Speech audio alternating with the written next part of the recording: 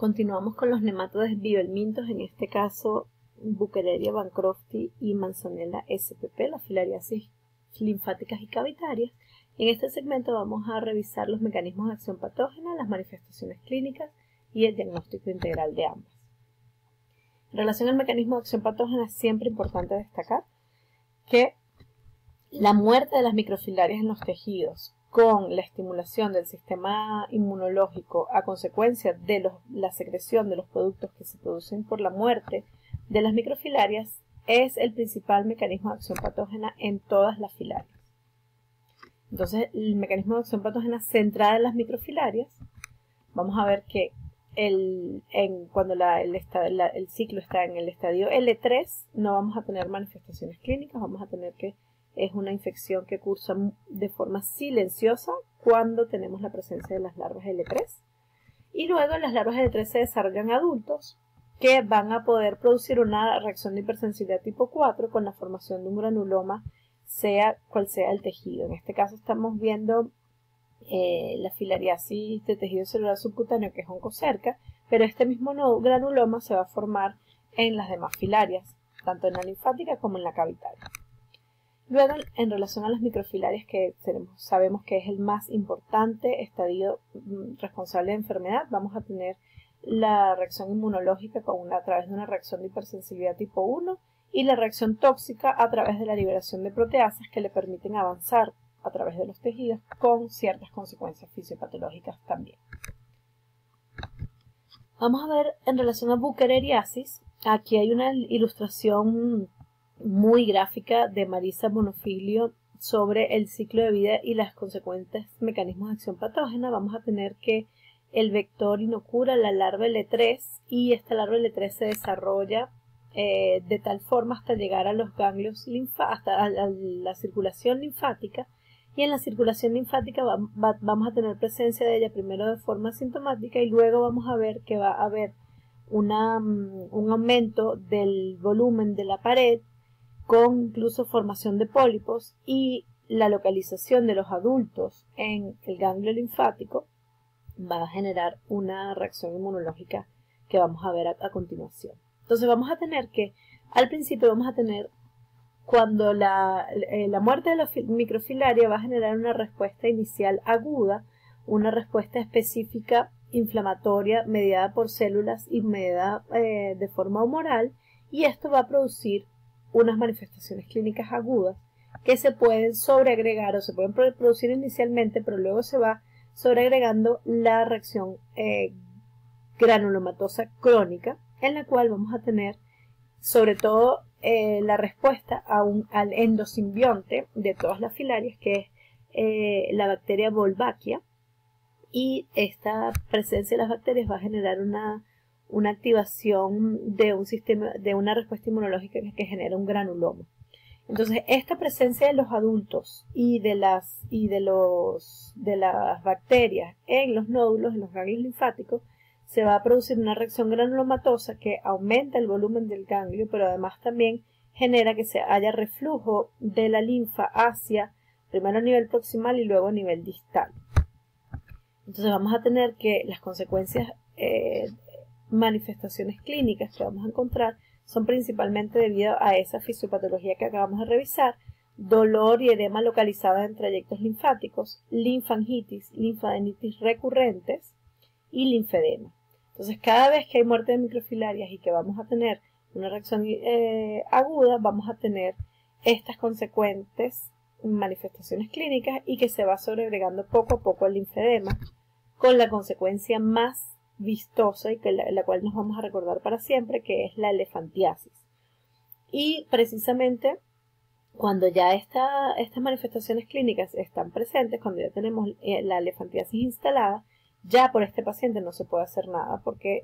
ya la deformidad y las consecuencias crónicas de la inflamación de los trayectos linfáticos ya está hecho. Sin embargo, a estos pacientes con estas manifestaciones iniciales es a los pacientes con los que podemos ayudar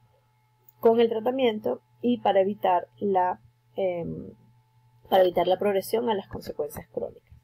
También podemos tener hidrocele, orquitis, epididimitis y cualquier itis de los genitales, tanto masculinos como femeninos, y vamos a tener que estos son también consecuencia de la obstrucción del flujo linfático en estas zonas inferiores donde la presión es mayor en el cuerpo. Cuando hablamos de Manzonella vamos a tener siempre que recordar que estos pacientes son frecuentemente asintomáticos. La gran mayoría de ellos son asintomáticos y presentan altos niveles de eosinofilia. Para todas las filarias es cierto que los parásitos están en contacto estrecho con el sistema inmunológico, con la circulación, porque son parásitos todo el tiempo tisulares en el ser humano y por lo tanto tenemos altos valores absolutos de eosinófilos circulantes en sangre. Algunos pacientes se ha reportado que presentan fiebre, cefaleas, artralgias, adenopatías, hepatomegalia, erupción papular, prurito, trastornos de pigmentación. Si ustedes ven estas manifestaciones clínicas, ustedes pudieran indicar o determinar un diagnóstico frecuente de cualquier síndrome viral que produzca estas manifestaciones. En este momento también además, por ejemplo, añadido a la fiebre, a la cefalea, las artralgias pueden hacer sospechar de chikungunya, adenopatías son muy frecuentes en muchos síndromes virales, hepatomegalia también pudiera haber en muchas de estas síndromes virales, por ejemplo, citomegalovirus, Epstein-Barr, y las erupciones también son frecuentes en el curso de infecciones virales. Por lo tanto, en estos pacientes que están expuestos a tantas enfermedades, es muy poco probable que estas manifestaciones clínicas nos hagan pensar en una infección por Manzonella, sobre todo porque esto después no tiene una progresión a fase crónica sintomática. En algunos escasos pacientes vamos a tener manifestaciones neurológicas. Lo que yo quisiera que se llevaran de mensaje de esta patología es que el curso agudo a consecuencia de la reacción de hipersensibilidad por la muerte de las microfilarias no nos suele hacer pensar en Manzonella, pero habitualmente vemos pacientes que acuden por cualquier otra manifestación clínica o por cualquier otra patología y los encontramos con eosinofilias altas. Manzonella es uno de los parásitos que se debe descartar en el caso de pacientes con eosinofilia en los cuales no se demuestran otros parásitos. Para el diagnóstico, entonces, volvemos a presentar nuestro diagrama de diagnóstico integral que no debemos olvidar nunca. El diagnóstico clínico primero, las manifestaciones clínicas que nos hacen sospechar de la parasitosis, los factores de riesgo epidemiológico en el interrogatorio que nos permiten afianzar este diagnóstico, el diagnóstico parasitológico que va a ser el gol estándar y los métodos complementarios. Tenemos entonces que para el diagnóstico clínico, sobre todo en bucaleriasis, lo que vamos a tener son manifestaciones linfáticas agudas y por las consecuencias fisiopatológicas y clínicas del aumento de la presión de la circulación linfática. En la manzonellosis no vamos a tener habitualmente manifestaciones clínicas, pero podemos buscar las agudas, aquellas relacionadas o parecidas a los síndromes virales. Y el diagnóstico epidemiológico aquí, muy importante en el interrogatorio, buscar cualquier factor de riesgo que determine contacto con los vectores. Ocupación,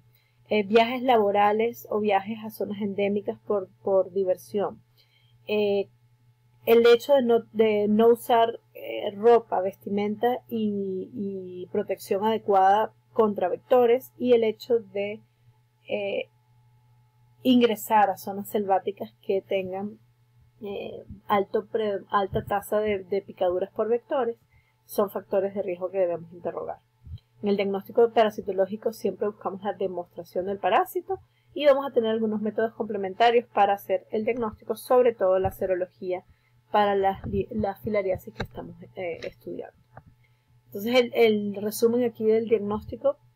para Buchereria bancrofti, tenemos que vamos a tomar una muestra sanguínea, pero es muy importante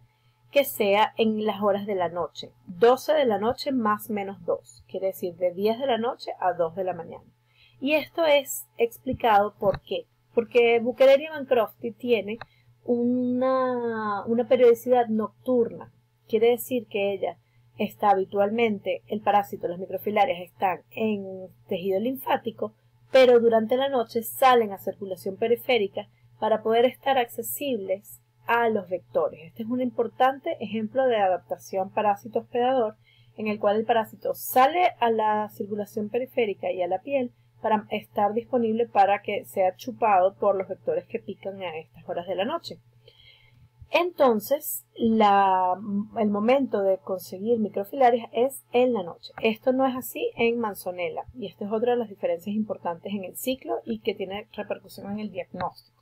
Siempre, ante la sospecha de una filariasis linfática, la toma de la muestra debe recordarse que es a estas horas. Entonces, con esa muestra sanguínea podemos hacer una gota gruesa con Giemsa o hematoxilina de eosina para determinar la presencia de las microfilarias, y lo ideal es solicitar un método de Knott, que es un método de concentración de microfilarias, para aumentar la probabilidad de la sensibilidad de la prueba. También está descrito que se puede hacer biopsia de ganglios para determinar la presencia de adultos y microfilarias. Sin embargo, esta práctica no se hace con frecuencia. Para Manzonella también se puede hacer un examen de gota gruesa con Giemsa o hematoxilina de eosina, y también se puede hacer método de Knott. Sin embargo, fíjense que no es necesaria la condición de la toma de la muestra durante la noche. También, como les decía, se puede hacer diagnóstico a través de serología, y la serología toma importancia cuando hacemos encuestas seroepidemiológicas o investigaciones epidemiológicas en las comunidades, de forma que podemos tomar suero de muchos pacientes y determinar si existen anticuerpos contra los parásitos, que se van a ver como pocitos coloreados, como se ven en esta placa de Lisa. Pero fíjense que se necesita una infraestructura que no se tiene habitualmente en campo, pero que se puede gestionar cuando hay altas sospechas de transmisión en una localidad y se pretende demostrar si existe o no la transmisión. También métodos de biología molecular como PCR para la demostración del material genético del parásito puede ser de gran utilidad. Muchas gracias.